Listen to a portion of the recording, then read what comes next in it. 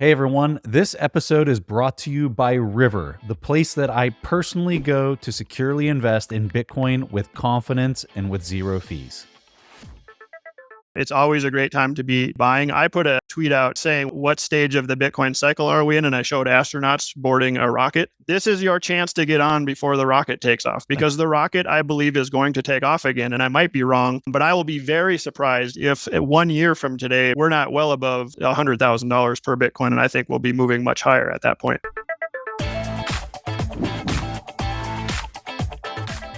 I think I know where I want to start this, and it's in a weird spot that you guys probably aren't expecting.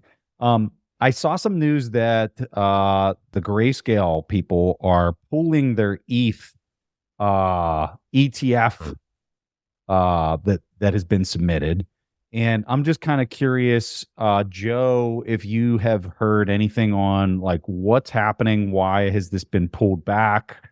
There was a lot of people at the beginning of the year saying this was a low probability event.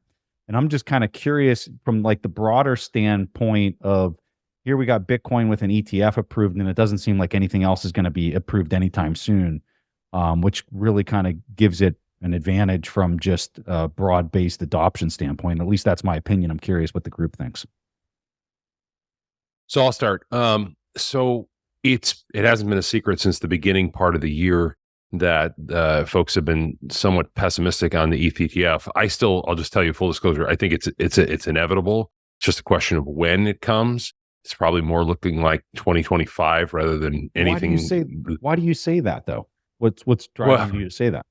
Well, the reason I think it's inevitable is because of the rationale that was used in the approval of the Bitcoin spot ETF, which it all starts with the Grayscale case that was filed. Grayscale defeated the SEC. And the basis for the defeat of the SEC was that you can't differentiate between the futures market and the spot market. That if you're going to allow futures ETFs to come to market, it would be arbitrary and capricious not to allow the spot ETFs. Well, as you know, as our colleague who's not here tonight, Steve, talks about frequently, the SEC let ETH futures ETF trade, right? Like he is spot on. They stood down and allowed ETH futures to come to market in the form of ETFs, and that followed the CME's decision to list ETH futures. So, in case law, which is the world I live, once you set a precedent like that, once you say that it would be arbitrary and capricious to treat spot products different than futures products, where there's over a 95% correlation between the prices of the two assets, how can you discriminate against the spot ETH ETF?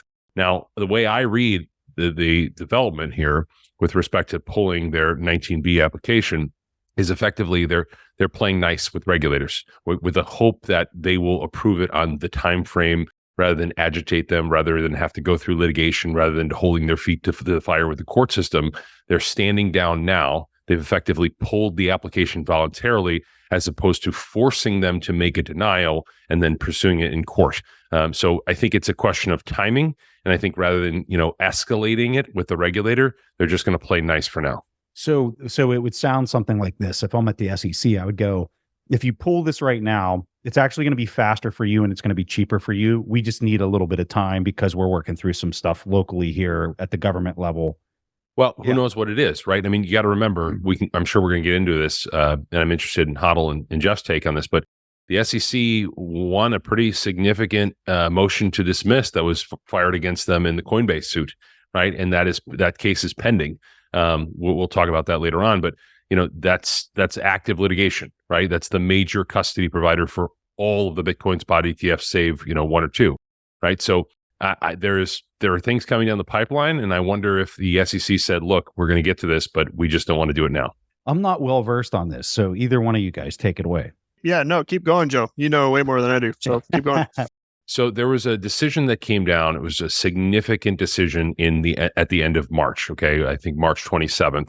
And this was a decision that came out of the Southern District of New York, which you may remember, Preston, was the same district court, same U.S. district court that resolved the Ripple decision, right?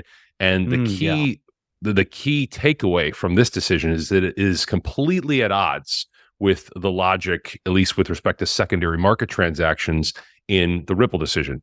So you get this bright line rule almost, even though it's not quite a bright line rule based on the footnote, where the Judge Torres in the Ripple decision said, well, these are blind bid-ask transactions on a secondary market.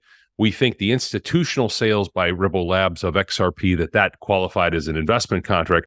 But once you transform it to this secondary exchange, that's totally different. There's no way that a purchaser on that exchange knows that they're buying from Ripple Labs or if they're buying from HODL dumping his XRP bags, right? There's no idea. You can't figure it out. So the court sort of applied this test that's saying, no, for those secondary market sales, those aren't investment contracts. Well, obviously, that's a huge development, okay? That would be a huge sort of categorical removal of a lot of these coins and tokens from the securities analysis. Well, in the Coinbase suit, that same argument was raised, and the judge in this case basically said, no, I disagree with that rationale entirely. I'm applying a more of an economic realities test. I think there's clear evidence put forward by the SEC, at least in the form of allegations that are plausible at the pleading stage, that even secondary market transactions can be investment contracts. That's huge, right? Because it changes the game. It almost swings the pendulum from one end to the total other end, and now we're left with confusion. And this is within a single district court, judges disagreeing over this and grappling with these issues. So it was kind of one of the first, I would say, in a while, major victories for the SEC in a case, because they were able to sort of reject this test, or this precedent at least, from the Ripple decision regarding secondary market transactions. So we can go into a little bit more, but I'll stop there and see if you guys want to have questions of whatever I'm not making clear. Jeff, HODL, you guys got anything? Well, it is interesting. They're talking about the friction even between districts. Joe, I'd love to get your take on this. Is that, it seems that every regulating body it's like a turf war. Like, they all want access to it. And one of the things I'm hearing behind the scenes is that FinCEN is actually pretty miffed by the DOJ action against Samurai, because they feel like their rules that they've been setting since 2013 are clear, and they've been like laying out this path, and that the DOJ action actually muddies the waters. And now they haven't put out anything official about this, but this is just sort of a rumor that's happening behind the scenes.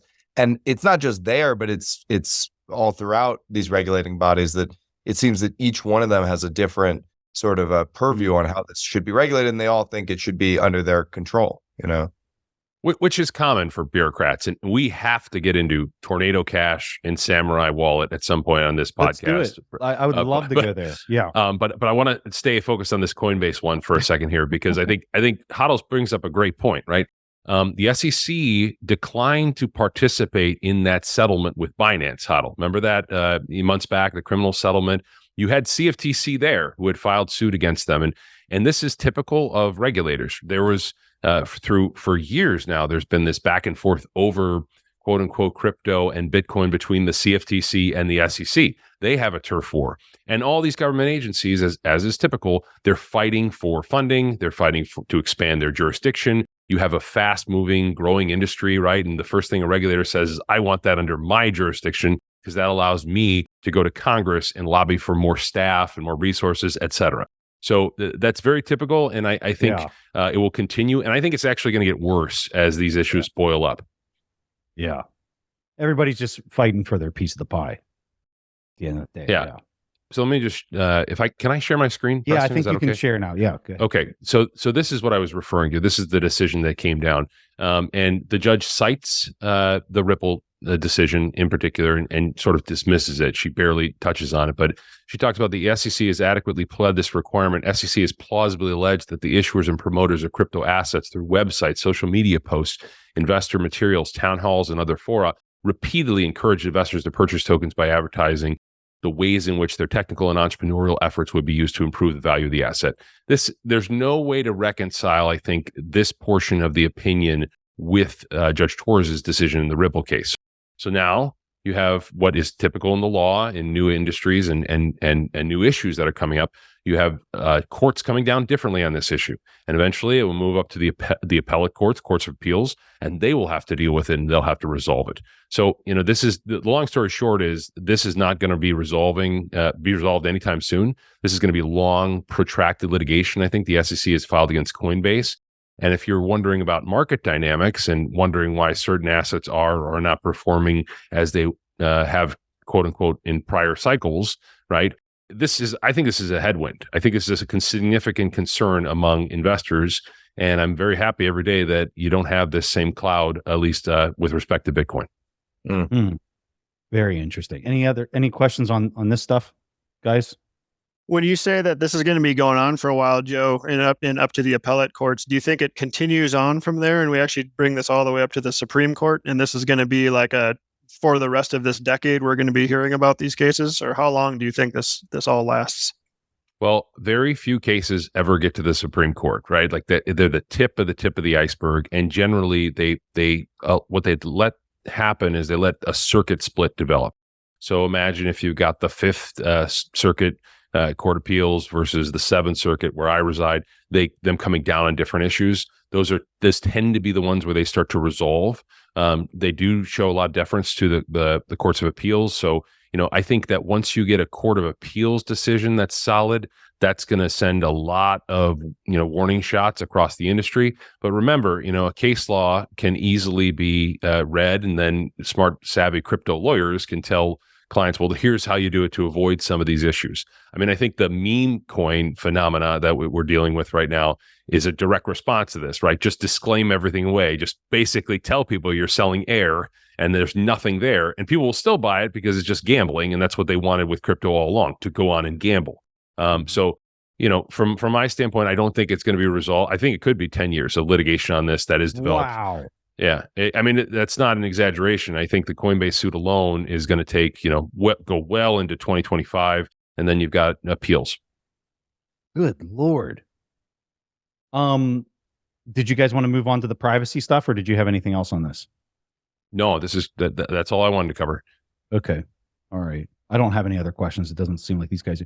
Let's talk the privacy side. So, Joe, I mean, if you're one of these companies and you even have a remote concern, like you just don't even want to touch the US rails at this point. Like you just want to IP block anything coming out of the US. How do you walk somebody off that cliff if you're advising them from like a legal standpoint based on everything we've seen in the past month? Well, the general advice I give to anyone when they're dealing with the government or regulators in general is that you have to sort of understand what really pushes their buttons, what's going to agitate them, and what is going to sort of most likely fly under the radar. Not that I would ever encourage anybody to break the law or commit a crime. I don't do that. But I do think that there are important issues that need to be fought, important cases that need to be brought. And from my standpoint, I think that there are very important pieces of litigation that are going to start to be emerging in the next, say, 2 years on these issues, on privacy concerns. And when you bring forward those cases, and I think I talked with HODL about this briefly, or maybe it was Jeff, you really want to bring forward good test cases. Right? What the government is really good at doing is they bring forward the worst possible case. Okay, they bring forward cases where they've got individuals all but admitting to criminal actions through Twitter DMs. They bring cases where the undercover agent has basically recorded the guy putting forward the technology saying he's trying to skirt the law and avoid KYC requirements. They bring great test cases. And the problem is that there's probably good, genuine, bona fide issues in those cases. And we're forced to defend in front of a judge somebody who is really just, was purposely trying to evade the law. Now, the way I think that the industry needs to respond is they really need to think about what they say, what they do, if they're going to poke the bear, unnecessarily with comments. And the Samurai guys clearly did that with some of their tweets, and those found their way into the indictment. And we just need to mature in that respect, because you have to know, you have to go in with a sober mindset, knowing this is going to upset a lot of people. You're challenging the rails, like you said, that they think they own and control. And when you do that, when you're rattling those cages, you have to be prepared for the full onslaught of the big gorilla, the United States government. Yeah, I think that's a really interesting point. And, digging into, you made a great point about the government picking the absolute worst case. And I think that's the feeling a lot of Bitcoiners have had, is that we're on defense, like crazy. And maybe we weren't expecting to be on defense this much, or maybe we did expect it, but we weren't prepared, or, but we need to go on offense as well and start picking our own cases that are darling cases from our perspective. Because if the government is looking, to cherry pick horrible cases in the crypto industry, there's so many. I mean, it's infinite. It's like a beggar's delight for them. Like they can just have everything they want, right? And one of the things in particular with like the Samurai case, that I'm worried about is that the money services business charge is the lesser charge between that money laundering. And so if you now listen, the Samurai guys are ideological. They seem to be hardliners. What I've heard behind the scenes is that they are intent on fighting this thing tooth and nail to the bitter end. That said, though, who knows how things progress. And that's a good place to start from if you're going into a long, protracted negotiation with the government. But if there is a plea set on the table, one of the things that is worrying or concerning is that the plea could be, we're going to strip away the money laundering charge from you guys, and we're going to hit you with the MSB charge, which has wider ranging implications for the rest of the industry. So I think that's something that's very concerning that could come out of this case. And I guess to Joe, I'd ask, let's just dig into the Samurai case, maybe some of the specifics and everything, but is this a case that is this a hill we need to die on as Bitcoiners, or is this a do your best, get out intact, and live to fight another day? Okay, so you have to always reconcile the overarching public policy concerns, things that are important like privacy, with the individual rights of the defendant.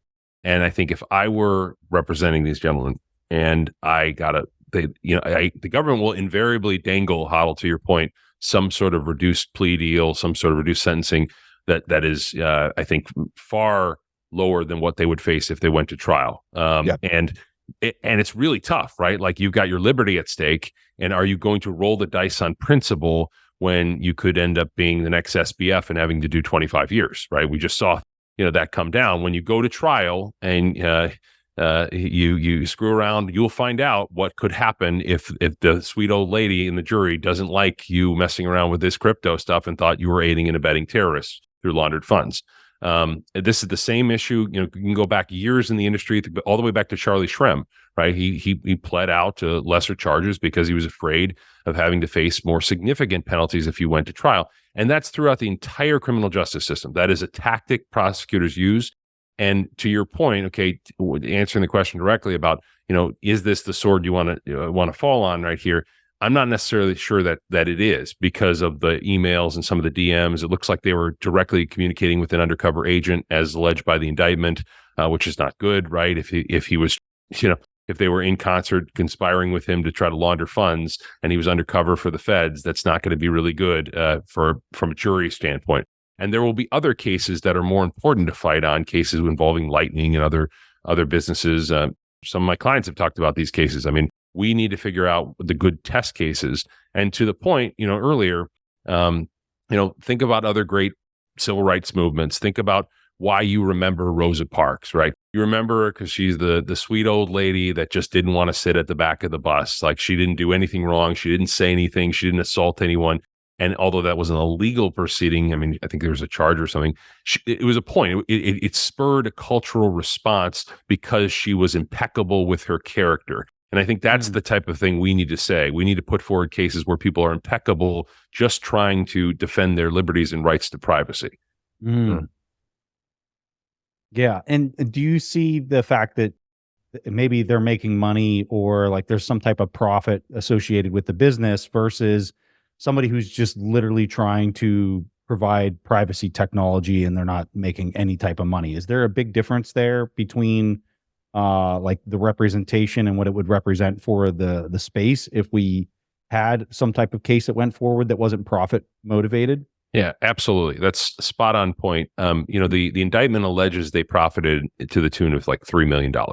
And one of the things I tweeted out is, and again, this is anybody want to chime in because this is more of a technical question, but I always wonder, is there a way to develop technologies like the Whirlpool, which is really the basis for the Samurai Wallet privacy feature, without extracting that profit? Right? If you take it out of the for-profit enterprise of the business, it changes the whole complexion of the case. It changes the motivations. It changes the scrutiny the government's going to have. When you cross that chasm of having a business that is profiting from anonymizing transactions versus one that just opens up, some sort of service that has no benefit from it, it's just there and it just exists independent of the business, I think it's a totally different money services business analysis. It's a totally different 1960 analysis. And, the interesting thing, which we'll talk about, I want to get Jeff to weigh in on this, but, this, I'm sure, HODL, you're familiar with the tornado cash argument about control and how the government says that, businesses don't even need to have control over funds to be a money services business transferring funds on behalf of others, which is that's the FinCEN reg you were talking about, and the sort of evolution of that position from the government. Because it goes to nodes, right? Is that where you're going with that? Well, the argument that they make in Tornado Cash is that 1960, which is the money, the penalty statute portion of the statute for money service businesses, it does not require control. That all that Congress wanted was that if you're a business that was facilitating or affecting transfers of money, that was enough to qualify as a money services business. They use this analogy of here, I'll show it to you just so you can see the government's argument, because it's important to understand, I think, even if you disagree with it. They wrote, and this is the Tornado Cash reply brief that was recently filed. They say, consider the example of business that accepts parcels of cash from criminals and moves the money by courier to locations overseas, perhaps the archetypical Section 1960 violation.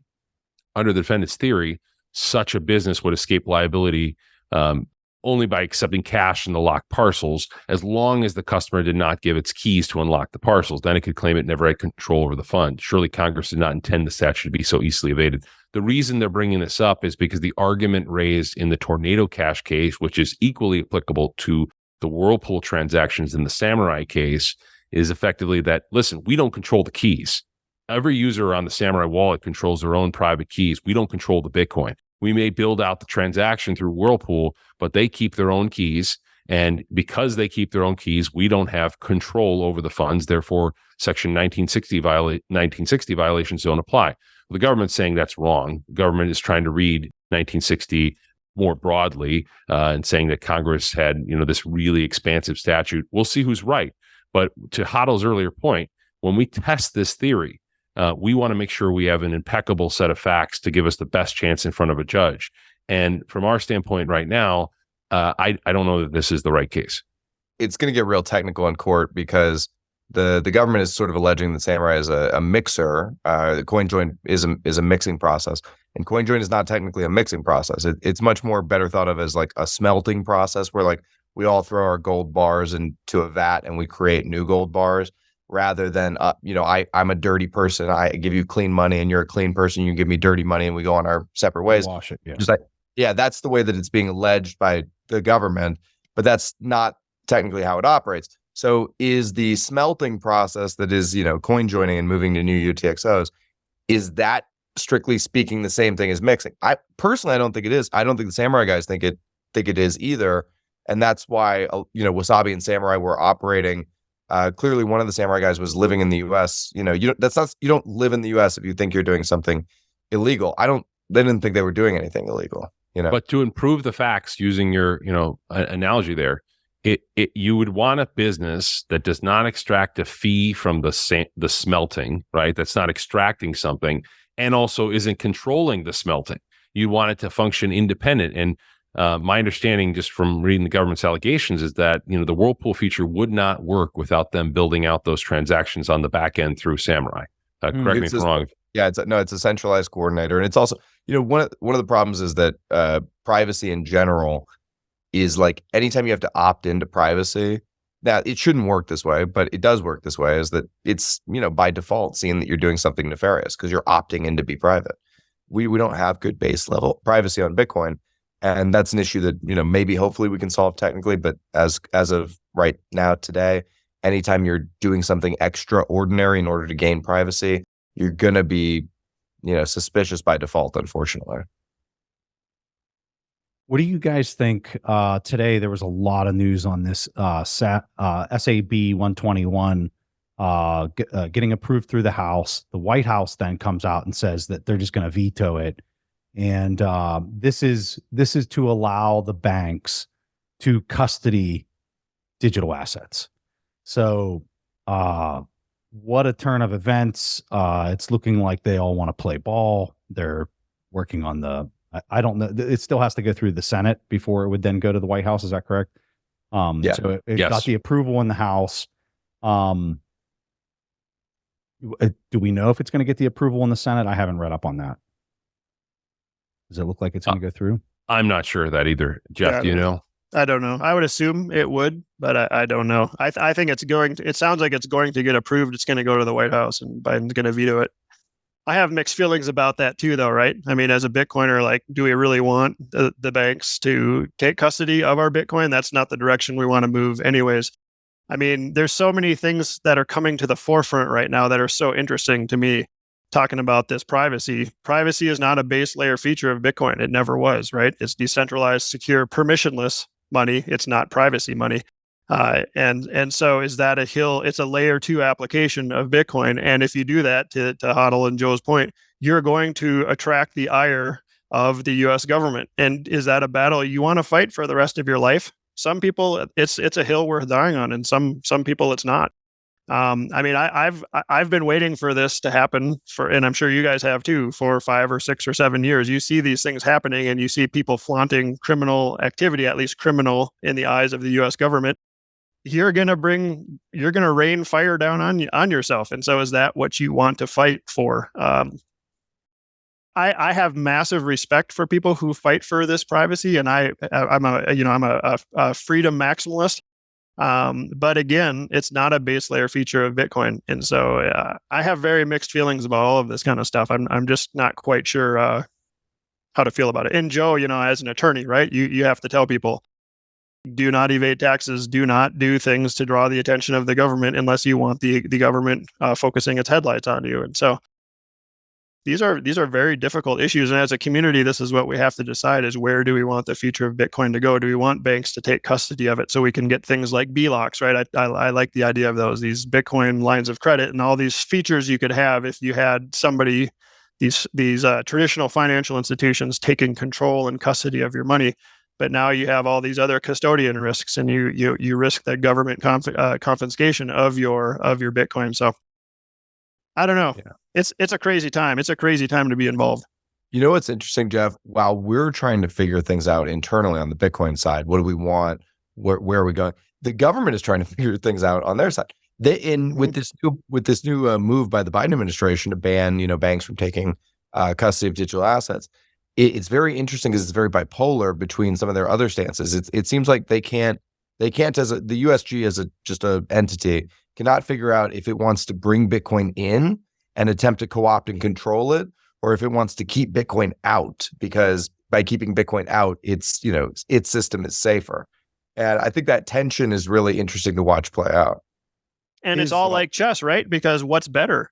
What do we fight for as Bitcoin? Do we want the government to accept it and co-opt it, and then we fight that battle? Or do we want it to stay out at arm's length and be kind of treated as this extra governmental thing where then we can fight that battle? The battles are totally different, and it's so interesting. The consequences and the second and third order consequences are really hard to think through. Well, keep in mind, just in terms of knowing which part of the government, to your point, we're sort of quarreling with, okay? SAB 121 comes from the SEC, okay? Gensler's SEC, which has been antagonistic towards quote unquote crypto and Bitcoin for a long time. And from that standpoint, it's really, yes, the Biden administration will said they will veto the bill repealing SAB 121, but it's really coming from Gensler's SEC. Which is influenced by Warren, which is also part of the Biden admin. So maybe this is like a third rail in American politics or whatever, but I mean, listen, we got an election coming up. Nobody wants to say, Alex Leishman was just putting this on Twitter. Nobody wants to say the T word. It's Trump, baby. If you want Bitcoin to do well over the next 4 years, we need Donald J. Trump, okay, and his magnificent head of hair. We need him in there. Joe Biden is not going to get it done for us. It's going to be 4 more years of antagonism if we have a Biden administration. And did you see Trump's response today? Yeah. He just addressed that. Yeah, he said, that's something we should talk about too. Yeah. Yeah. Sorry, go ahead. No, go ahead. One of the things that I wanted to just bring up is all of this confusion from a governmental standpoint actually a bullish thing for Bitcoin that they just can't even figure it out? The fact that they're quarreling, they're trying to stop it, they're not trying to stop it, they're bringing it in, they're not bringing. You got all this legal ambiguity that's happening, and meanwhile, it just TikTok. Here's another block. Here's some other country that is figuring it out. Here's another country that's opening their arms wide open for companies to show up and arrive. I don't know. I think that them not being able to figure it out is just very bullish for Bitcoin to continue to just reach its tentacles in deeper. We just had I know, Joe, I saw your comment. The Hong Kong ETF was very lackluster, the amount of inflows that initially came out of it. It doesn't mean that it'll always be like that, or over in Asia, but tapping into these other markets, like just the fact that that vehicle's there. Then I saw in South Korea, they've got a new president that just came in, and a whole new administration that's going to be pretty pro crypto Bitcoin there, and that they're going to have a vote. I think it was in June. And so you're seeing these other countries that are taking action. They're also kind of recognizing that this is a global race, global game theory that's playing out. And I just don't know that any of it's bad. I think that in a way, maybe it's good that we can't figure it out. What do you guys think? If Bitcoin was ever going to succeed, it would have to be a Trojan horse, right? In the early days, there was plenty of opportunity for the government to come down hard and shut it down in the United States, right? Crush it for 10 years. They didn't. They sort of, whether it was through underestimating the asset or just not understanding it, it doesn't really matter.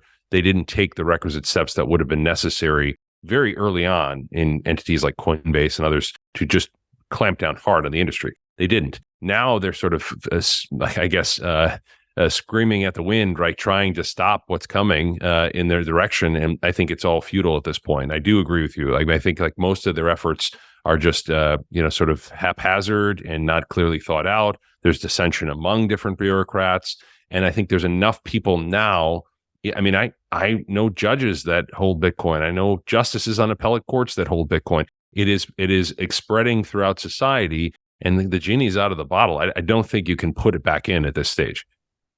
So I totally agree with Joe, and not from like a prescriptive standpoint. Like I think this is the best way for things to happen, but just from a base level reality descriptive standpoint, is that Bitcoin is an open, permissionless monetary network that's global. So we have no ability to gatekeep it. We call ourselves Bitcoiners. We're very involved with what's going on. We know people who are at the inner sanctum of Bitcoin. To some degree, we are too.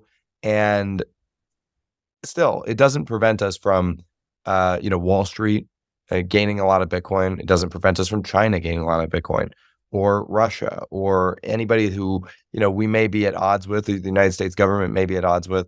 All of your enemies are going to use Bitcoin. Bitcoin's going to be, the world's money, or the world's reserve asset, or the world's, greatest digital property, Michael Saylorism, whatever you want to call it. It's going to be a really big thing, and we cannot prevent people from gaining access to it. So with that in mind, that is a framework going forward, you have to think to yourself, okay, so it's going to go through this period where there are going to be a bunch of entrenched entities that are going to try and get their hands around it, right? What happens after that? And I think that's the most interesting question to me. There is no way where we like evade capture. Like Joe was saying, pretty much Bitcoin was like, you could almost think of it as being designed to be captured in a way. It's like you throw chains on King Kong and you take him to America and you think you're just going to display him in a zoo, and then boom, he busts free and he's got, what's her face at the top of the Empire State Building. That's Bitcoin. Like that's how I see it playing out. All right, I'm going to shift gears just a touch. Japan FX intervention, swap lines. Jeff, did you see this? I did. Again, another thing we probably knew was coming, right? I mean, so we've been watching the yen crash and burn. Whether or not this was intentional or not, that's one question, right? Maybe they want their currency to weaken. I think Joe has talked about that. I don't disagree with that, right? What's the textbook of financial repression, by the way? High inflation and low interest rates, which is something that I think we should talk about, by the way, and how that pertains to all countries, including the US. But so they open the swap lines, right? And so the way I understand it is they have the ability to not sell their treasuries, because of course the US does not want Japan selling their treasuries. In fact, Lord willing, they'll buy more, right? Because we're going to open the floodgates and we're going to continue to put more treasuries on the market. And so we don't want them, the largest buyer, the largest international buyer, to be selling their treasuries. What if they could just short the dollar and strengthen the yen? Wouldn't that be a great solution? And so it's sort of a synthetic solution to their problem. Again, It's just monkey. Sorry. Oh, no, I was just going to say, just for a little context, and I want you to keep going there. Japan has the second largest amount of treasuries. I think it's, let me see here. There's 1.2 trillion, sound right? About right? Yeah. For Japan. And then China has the highest with 3.1 trillion of US treasuries. And so, I mean, they have the lion's share of these treasuries. We cannot allow them to just step into the market and start selling these to defend anything. So they open these swap lines, they allow them to print a bunch of yen, to swap them for dollars, and then all of a sudden they don't have to come up with dollars to defend this anymore. But yeah, keep going there, Jeff. Just so I mean, I was just going to sum it up to say it's just shenanigans, right? It's just clown world shenanigans going on, where everybody's debt is spiraling out of control. The demographic situation in Japan is absolutely horrendous. The debt to GDP is horrendous. To me, it's just a completely hopeless situation, and they're just sort of monkeying with the little knobs, trying to do something right now. So, anyways, I just think it's shenanigans, and of course this is what they're doing, and of course I'm so glad there's Bitcoin as an alternative to these monkey shenanigans. Anyways, Joe, you probably have a more articulate response on this. No, I don't know about that, but I'll give you my thoughts. So, folks know that I think Preston, you talk about this all the time. The yield curve control by the Bank of Japan and their dominance over the JGB market effectively has created really bad results for their currency.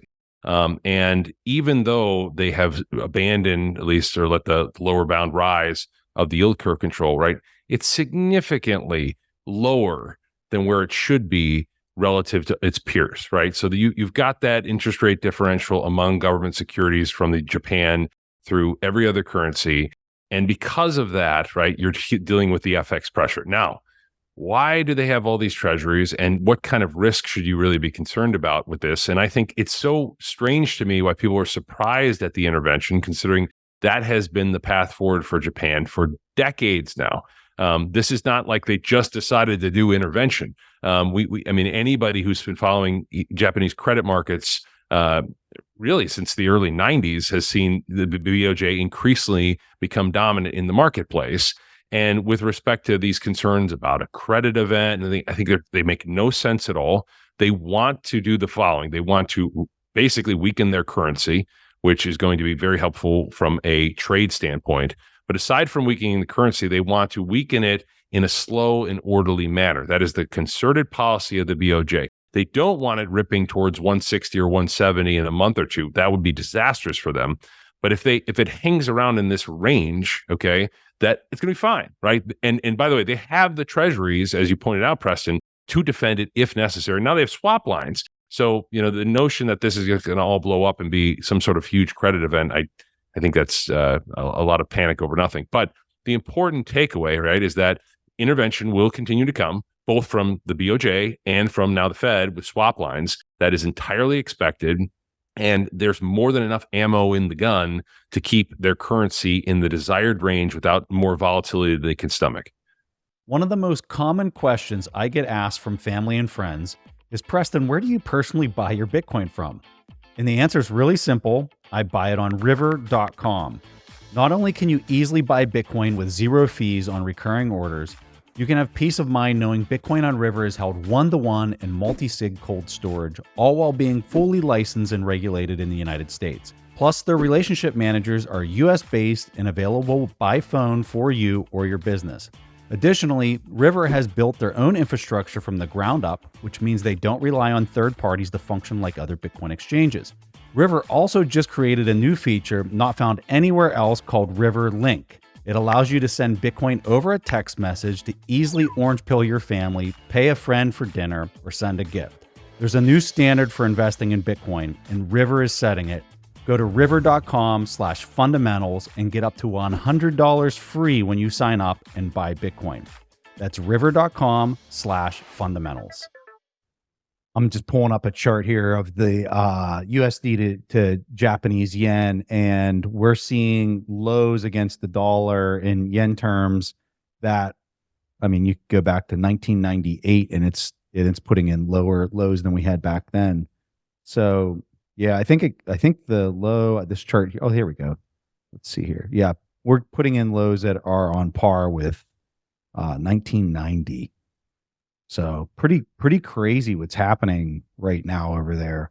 But I agree with you, Joe. Like they can't allow it to get much further out of control than where it's at right now. I don't think.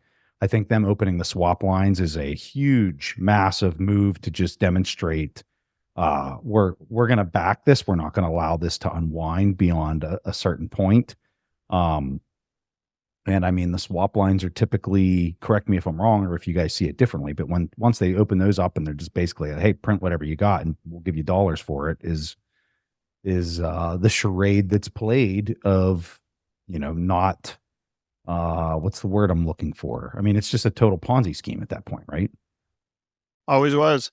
I think to Joe's point, by the way, to Joe's point, there are many people speaking very hyperbolically about this, like this is a doomsday scenario. Yeah. I couldn't disagree more with that. I mean, to Joe's point, they're going to control this. Things are fine.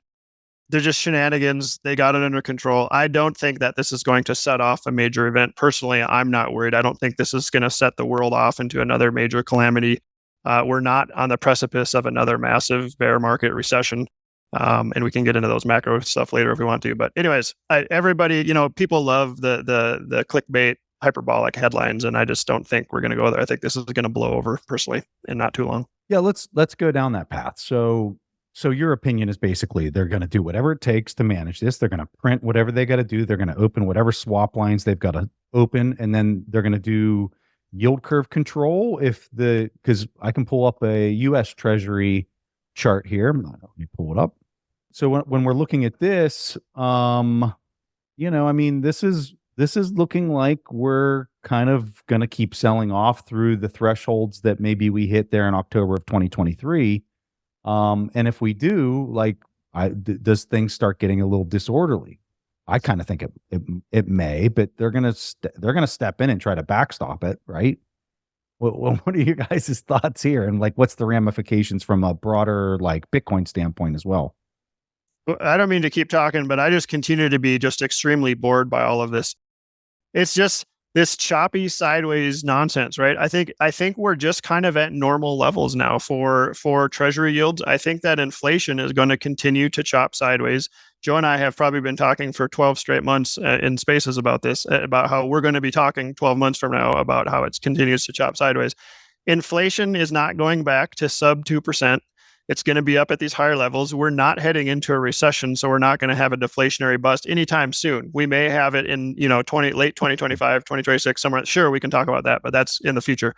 For now, that can has been kicked down the road. So if we have decent GDP growth, which we do, both in the US, by the way, and now around the world, I think it looks like the entire world's economy has basically bottomed and has recovered and is starting to move higher, including China, including Europe.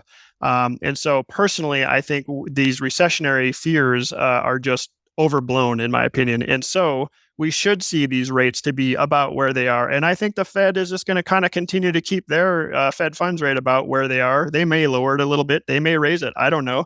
I don't think we're at risk for runaway inflation. This is one of the first times I have ever disagreed. So which probably means I'm wrong. But with Jamie Dimon, who continues to throw out that 8% number on rates, and I think he's wrong. I think people are thinking we're going to head back into a 1970s double inflation peak, and I think that I just don't see that at all. Outside of a major war, I just do not believe that's going to happen. So I think we're going to muddle along and crab sideways, and we're going to continue to argue over just this, choppy sideways price action forever. How does it relate to Bitcoin? I think at some point people are going to realize, hey, you know what? The economy actually isn't that bad, and banks are actually going to start lending again as economic gears start grinding again, and things like M2 money supply, liquidity, and we can talk about that or not. I don't really care. Eventually that will start rising again, and the economic wheelhouses will start rising again. And what that's going to do is push money out further on the risk curve into risk assets, into stocks, and especially into Bitcoin. And I think that's going to be what propels Bitcoin higher as we head into 2025. Sorry, I've been talking a lot. No, you're good. I just pulled up the global M2, so I'm combining all the major currencies, whether it's the yen or the yuan or the euro. and then dollars, and I've converted them all into dollars. And then this is the trend that they've stayed within for a very long period of time, going back to 2008. And you can just see how they just keep expanding this. What I find interesting on this metric, because a lot of people will just pull up like the US M2, and I don't think that it does it necessarily justice. I like kind of adding in all the others because I think it's completely globally coordinated. So that's why I did the global M2 chart. It looks like this is really kind of diminished volatility in the amount that's being added, and they're really trying to hold it. And to me, it seems like there's going to have to be some type of major move up here by the middle of the summer based off of this kind of going sideways since when we start going sideways? March of 2022. Yeah, 2022. So notice that kind of follows the path of risk assets, right? How it peaked and then rolled over and everything rolled over. What I would say is I don't actually expect a huge surge higher like you'll see back in 2020, where it suddenly ripped higher. I think we're going to creep along, and what we're going to see is, like I said, the economic engines are just going to start kind of revving up a little bit, and we're going to creep up along the lower aspect of that line and just start heading into a more healthy response and a more healthy increase in global M2. When you look at, interestingly, and I'm sorry I keep talking, but you look at the spike that we had from COVID in M2, right? All the transfer payments and everything that happened, we had that huge fiscal and monetary impulse. We have absorbed all of that now, and looking at that bottom line, the upper right-hand corner where we are today, it's all been absorbed, and now we're ready to just start going higher again and grinding higher again. So that's what I'm just generally optimistic, but not wildly optimistic. Like we're going to see this massive blast of liquidity like we saw back in COVID. I just think we start heading higher, and people are one by one going to turn from being these pessimistic, freak out, hyperbolic statespeople looking for clickbait. And they're going to be like, well, I guess the economy isn't that bad. And I guess there is a basis for why the stocks are grinding higher and Bitcoin is heading higher. So I don't know. So Joe, HODL, do you agree with that? I'm hearing what Jeff's saying. And I can anticipate some Bitcoiners being like, oh, well, that means we're not going to have this crazy pump and everything. But if you look at 2017 versus 2021, Bitcoin actually didn't do as well, even though there was much more expansion in global M2. So I don't know, just an interesting data point. It was a lot small. If I was going to argue the opposite side, the market size was a pittance compared to like these global M2 numbers. And maybe Bitcoin's matured quite a bit to like today compared to where it was then. But Joe, what were you going to say? So look, can you pull up the chart of the 10-year? So let's go through a couple things on this. So stick with me for a minute. I'm going to try and get through this quickly. But if you look at that chart, okay, we have that bottom that was put in the bond market where the yields hit. What did we hit? We had 5 on the 10-year. We had 5% in October, right? And then what happened after that? After that, we got several very favorable, optimistic prints from CPI prints, month-over-month prints, annualized prints. They were pretty solid. And that also coincided in October with the release of the quarterly refinancing announcement, where we found out that Janet Yellen was not going to expand the coupons issued into the market. So I think both those contributed to a significant bid of the bond market, which is why those yields fall very consistently, basically for October through the end of the year. Okay. So what happens after that? After that, we get the following. We start to see some uptick in the issuance of coupons into the market, and we start getting successive month-over-month prints where CPI comes in over expectations. We got the December print, which we got in January, right? It's a month delayed, and that showed super core expanding. I think it was like came in 0.3 or 0.4 over expectations. We got the really bad March print, okay, which is really the February print, but in March, that really sent the bond market into a hard sell-off, which yields rose, okay?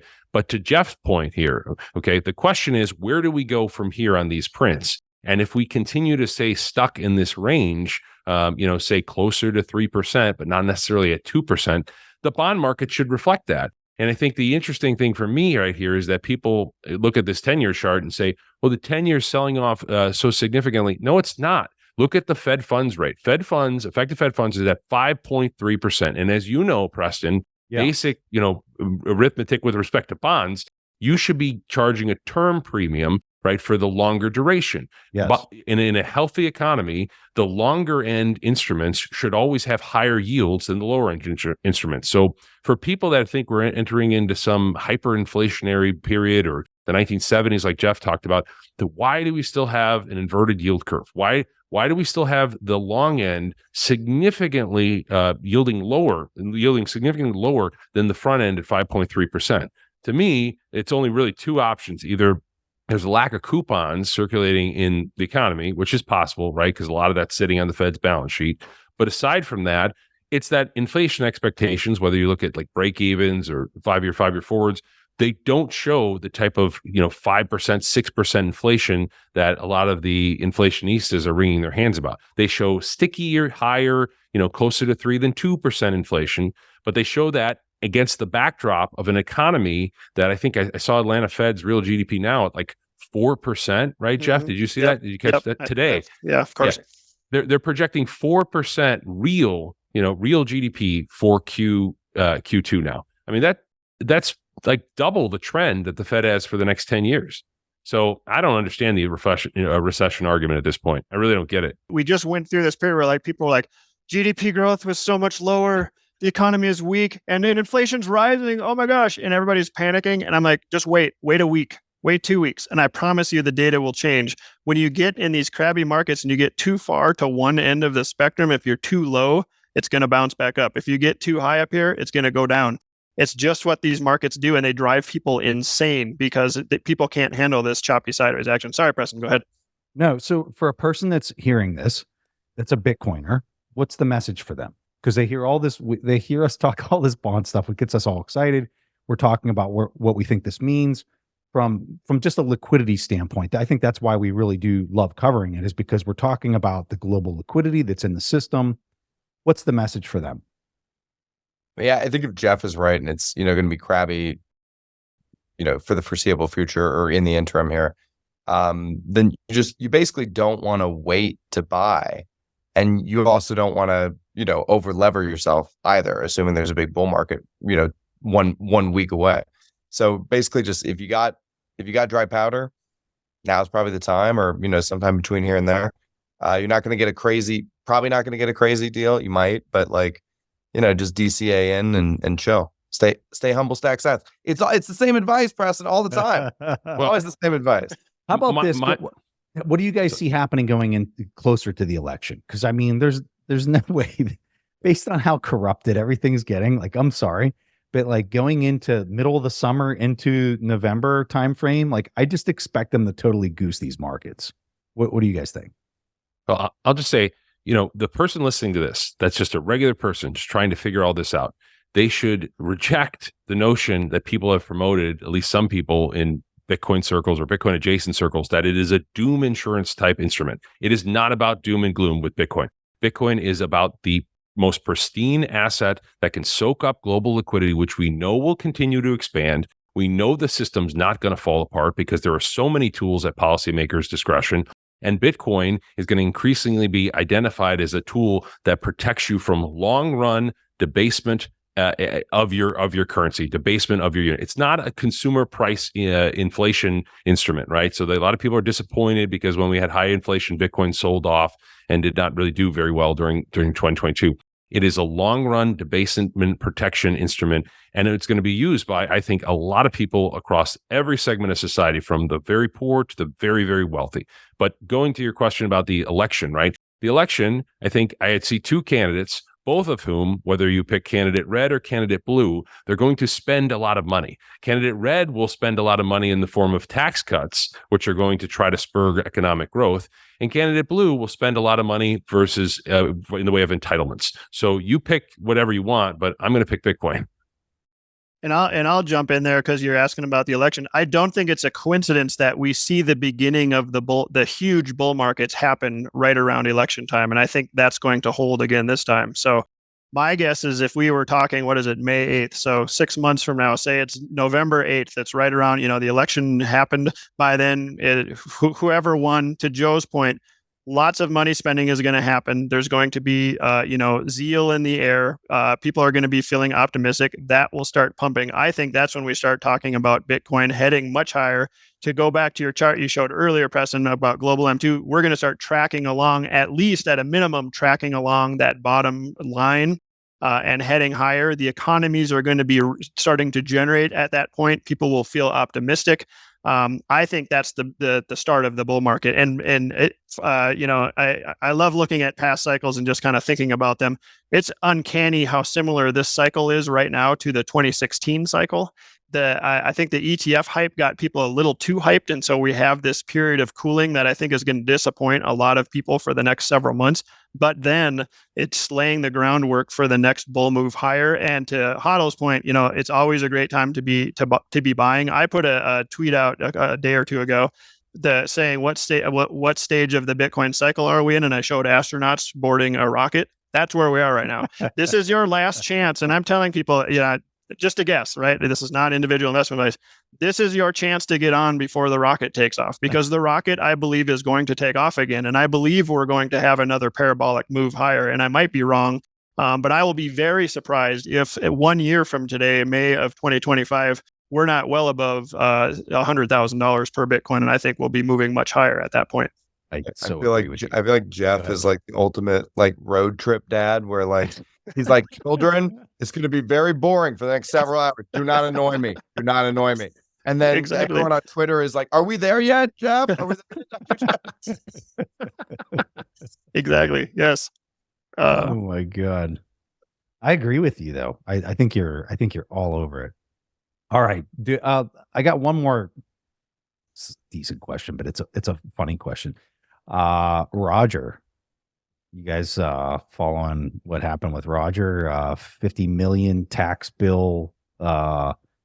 Did they ball him up? I think they did, right? They're hauling him back to the US. What's going on? How is that a funny question? That's I'm not even if you don't like. I am not a fan of that guy. Sorry. It's not funny. It's not funny, but I'm not a fan of it. Yeah. Preston, have you read the indictment? Did you read it? No. Okay. It's amazing. Okay. So just to give some TLDR on it, and I have a thread about it, various different, but they apparently got a ton of emails by and between him and his lawyers. Okay, where he was specifically asked to sort of pretend assets that he was holding personally were transferred to a company on a certain date. There's so many emails in here from his lawyers giving him advice and then him ignoring it or skirting around it. That what it tells me is that it's very likely, obviously speculation here, but it's very likely that his lawyers are cooperating witnesses with the government, because there's they cite these law firm 1, law firm 2, law firm 3. Well, they got a liability at this point, so I'm sure. Oh, of course, yeah, of course. But when he had his anticipated expatriation from the country, right? The whole gist of this of the scam, right? If you believe the government, is that basically he was taking the portions of the hundreds of thousands of Bitcoin that he held, and that he was moving it towards companies that he could avoid that tax when he expatriated. So they've got emails to him basically showing him advising people to directing people to make these transfers, and manipulating documents and ignoring legal advice that he had to claim certain income. It's pretty damning, and it's one of those things where it just catches up with you if you behave yourself like we know Roger did. Does that mean, in your opinion, Joe? Does that mean jail time for Roger? Oh yes, for sure. I mean, this is fraud. And keep in mind, unlike other portions of the tax code, a tax fraud has no statute of limitations. If they can, and there's a reason for that, right? The reason why is because the burden for proving beyond a reasonable doubt that someone knowingly and intentionally sought to defraud the IRS on their taxes is high, right? Because a lot of people can just say, you know what? I forgot to, include this, extra Bitcoin I got over here in this wallet. I didn't remember it. I'm sorry. It was an accident. I pay taxes on everything else. But when they charge you with fraud, they really more often than not, I'd say in almost every case I've ever seen, they have the goods. They have documents. They have it where it's, I don't care what you say. There's no plausible explanation for why you may fail to report this income. What kind of a prison sentence is he looking at if they have him dead to rights on this? Yeah, that's a good question. I didn't do that deep of a dive on it, but it's serious. I mean, I think Like 10 years? Yeah. I know it's over 10 years for sure at maximum sentence. Yes. Man, that's wild. Because Roger was a convicted felon before, which was for selling dynamite through the mail, right? Or firecrackers, or can't remember. It's 8 counts. 8 separate counts that the grand jury indicted him on. That's not good.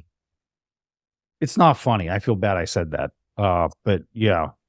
I know what you meant. I knew what you meant, Preston. I shouldn't have said that. That was rude. Listen, Roger pulled a lot of shenanigans that we didn't agree with, and that that's where it's very frustrated. consternating. Yeah, but it is hard to get mad at a guy who tried to keep his own money. And maybe it's not the smartest thing in the world to do, but it's like morally, it's not like he killed somebody, Yeah.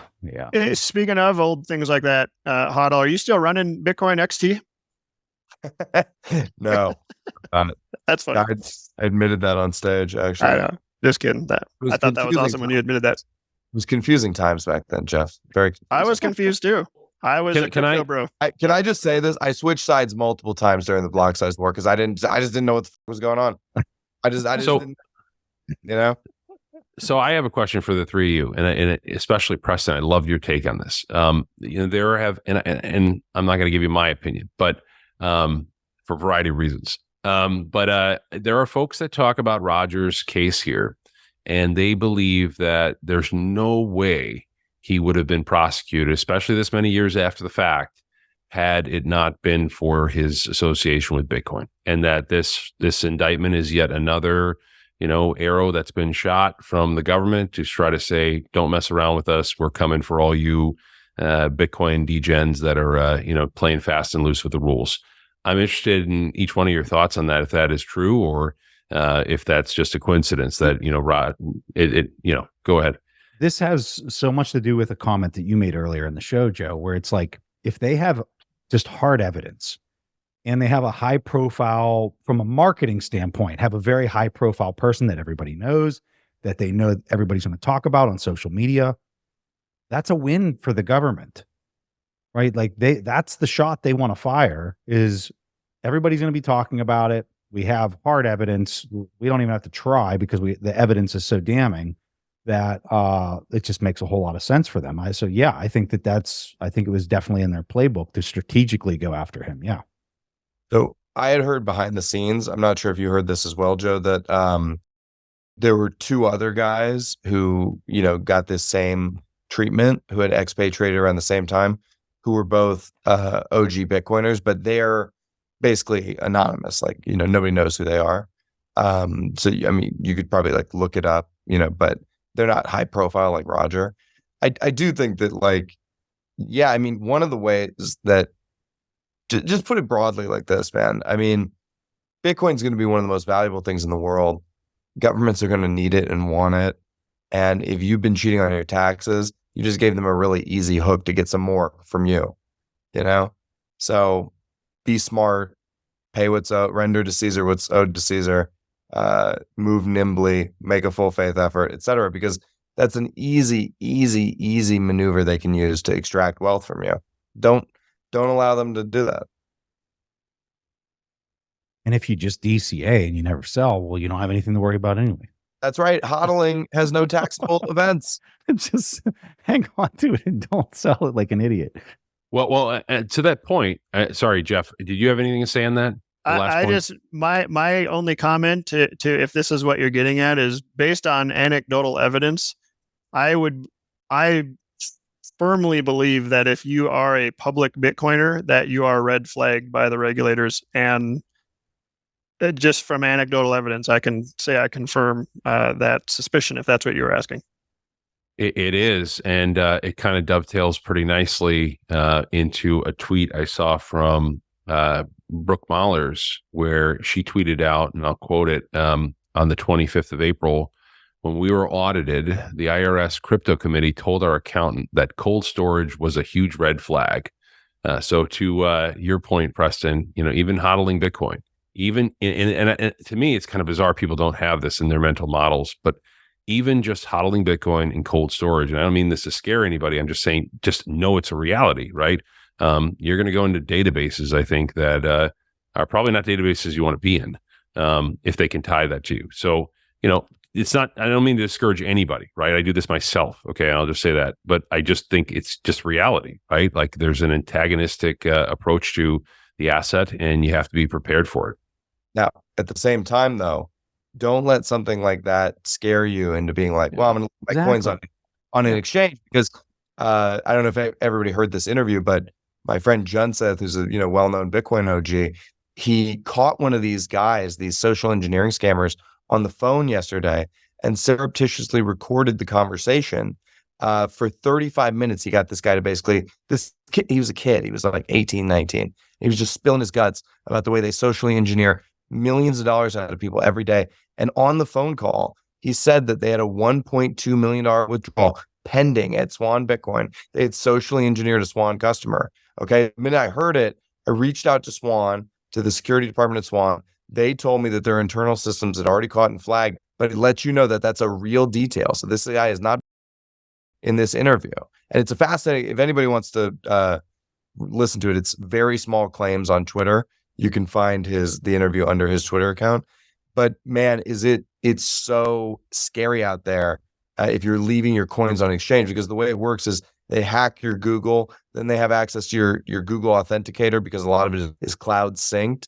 And then they can get into all of your crypto accounts, right? And they call you up and they scare you and they tell you fake stories and blah, blah, blah. So like what Joe said is true, but just don't let it scare you, because it's not just the government that hates you and wants to steal your coins. It's everybody. Like there's a lot of enemies around the average Bitcoiner. And if you're paying your taxes and you're self-custodying, what are you worried about? Right. It's like, oh, it's a red flag, but it's legal. Yeah. It's totally legal. So correct. Yep. Correct. Yeah. Yeah.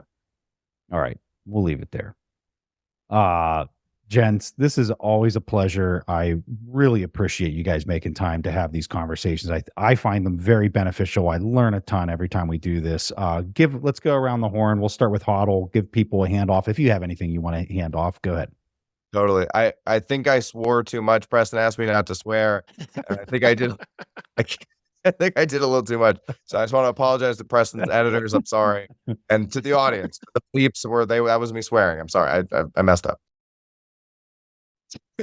Jeff. This was awesome, Preston. Love doing this. It's fun to have HODL on. I thought you did good, HODL. I don't even think you swore. Just there at the end. Just there at the end. He was right. Right. He was doing great. So congratulations, man. That's good. Great conversation. Yeah. Just be safe out there. I listened to that same Junseth interview, and it's very sobering. Highly recommend you listen to it. Basically, I thought the most important take home point is, if you have Bitcoin on an exchange, get it off an exchange like right now. He's like the kid, by the way, he's a high schooler. He said, so probably 16 or something. He said, if you have an exchange, it's super, super easy for us to steal it and to get it off the exchange. So, and he was just telling Junseth, yeah, you don't want to keep it on exchange. Get it on in cold storage, keep it secure. Wow. Never, ever, ever, ever, ever give anyone your seed phrase. That's just the dumbest thing you could possibly ever do. And this kid says every single day people give him their seed phrases and he steals their Bitcoin and their crypto. So don't do that. Be smart. We'll have a link to that in the show notes if people want to watch that or listen to that. Joe? Yeah. So again, Joe Carlasare, if you Google my name, you'll find my law firm, and you can reach out to me if you have a litigated matter. I have a ton of cases currently representing Bitcoin miners, commercial disputes, fraud cases. So I'd love to help you if I can. And if I can't, I can refer to you somebody that has expertise in that field, and I do that all the time. I'm also at Joe Carlasare on Twitter. And I'll just end with one thing.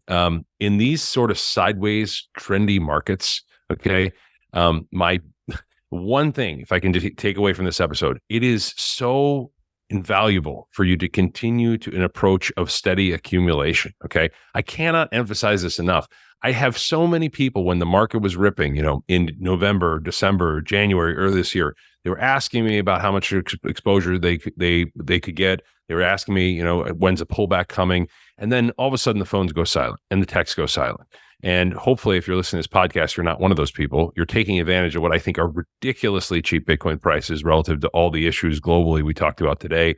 And, from my standpoint here, I think you're going to be looking back a few years from now. I don't know the time.